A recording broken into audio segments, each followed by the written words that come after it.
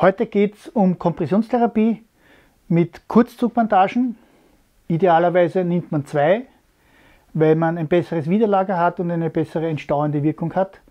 Wichtig ist auch, dass man eine ärztliche, schriftliche Anordnung hat als Pflegeperson, weil auch der Arzt am Erfolg teilhaben soll.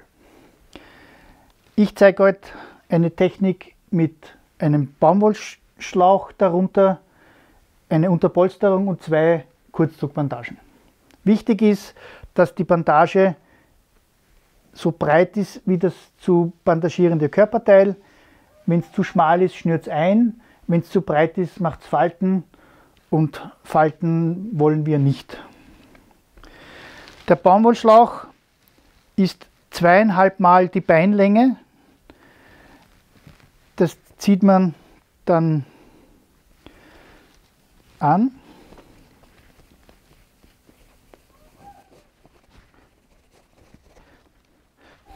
Die Mitarbeit von der Hertha ist heute nicht sehr gut.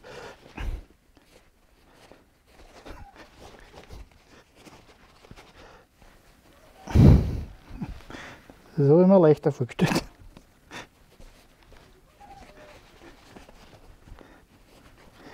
Ich glaube, wir müssen die Hertha zur Fußpflege schicken, weil die harte Haut auf der Ferse macht es nicht einfacher.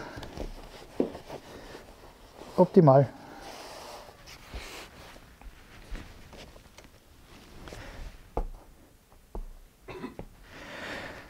Wichtig ist auch, dass man vor allem bei sympathischen Patienten diesen Baumwollschlauch dann wieder in Haarwuchsrichtung zurückzieht, weil das unangenehm ist und juckt. Auch das wird bei der Hertha schwieriger, weil er die so eine harte Haut auf der Fersen hat.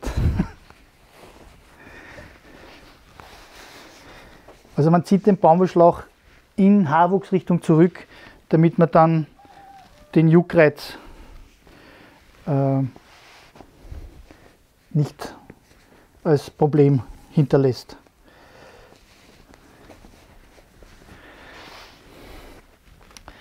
Dann gibt es Unterpolsterung. Es gibt verschiedene Möglichkeiten. Man kann, man tut Problemzonen unterpolstern, das kann man ganz einfach machen. Man nimmt dazu eine Synthetikwatte.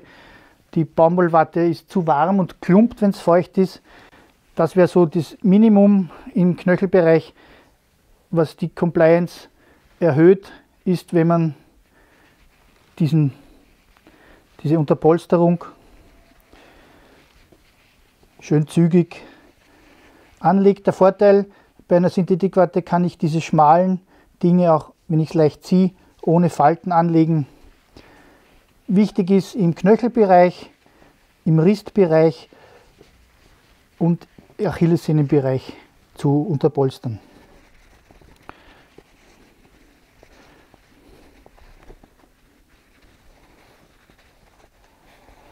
Man hört 2 Finger breit unter der Kniekehle auf.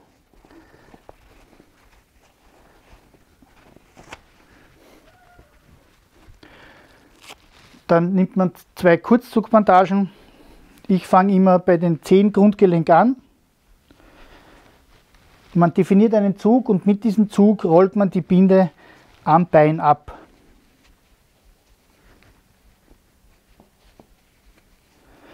Wichtig ist, dass man keine Finger dort hat, sonst hat man Falten, sondern man hält die Binde bündig und kann mit diesem Zug die Binde am Bein abrollen. Die dritte Tour geht mittig über die Ferse. Dann kreuzt man im Ristbereich hinten bei der Achillessehne wieder nach vor.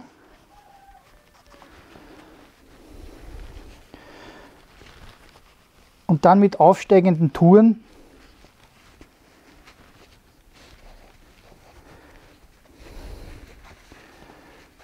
bis hinauf wieder 2 cm unter dem Knie aufhören.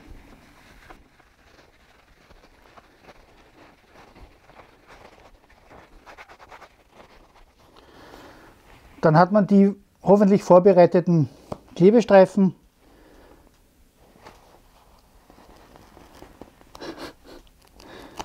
Natürlich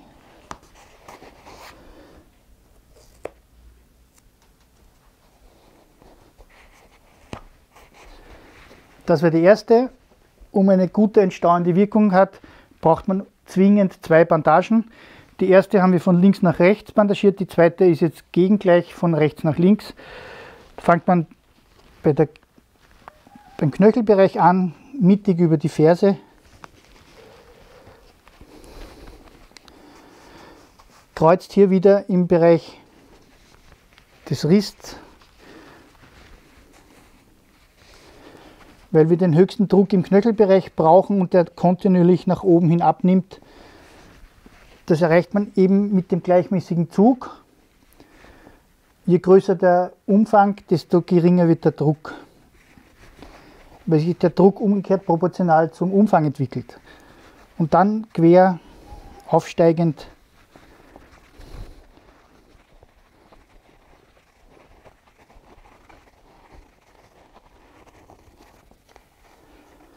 wichtig ist auch, dass man immer aufsteigend aufhört und nicht, wenn zu viel über ist, wieder hinunterwickelt, weil man dann hier oben einen zu starken Druck hätte und wir brauchen aber den Druck, den hohen Druck im Knöchelbereich.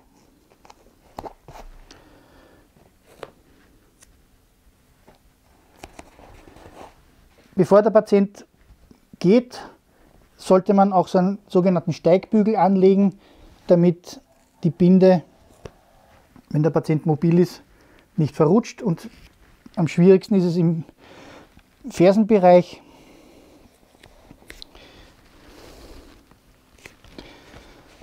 Dann nimmt man diesen Steigbügel und fixiert diese Fersentour. Und dann nimmt man den restlichen Baumwollschlauch und zieht ihn zurück.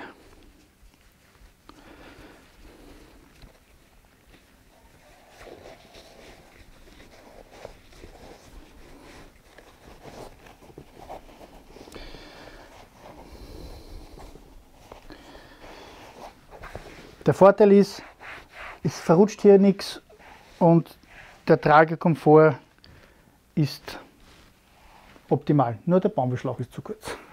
Und wenn bei euch der Baumwollschlauch zu kurz ist, so wie es mir gerade passiert ist, kann man eine elastische Binde nehmen und den Abschluss quasi auch optisch gleichmäßig gestalten. Der Vorteil ist auch, dass das nicht mehr runterrutscht, weil nur ein schöner Verband wird vom Patienten akzeptiert. Und wenn der schön und faltenfrei angelegt ist,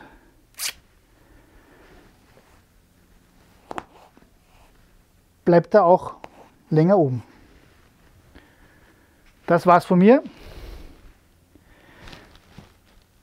Es kann sein, dass sich die Zehen verfärben. Die können leicht bläulich oder rot, manchmal auch blass werden. Wichtig ist, dass der Patient aufsteht, ein paar Schritte geht, dann müssen die Zehen wieder schön durchblutet sein. Kurzzugbandagen legt man auch nur bei mobilen Patienten an. Wenn wer bettlägerig ist, macht das keinen Sinn, weil die Wadenmuskelpumpe hier im Bett nicht richtig funktioniert. Das war's und viel Spaß beim Nachmachen.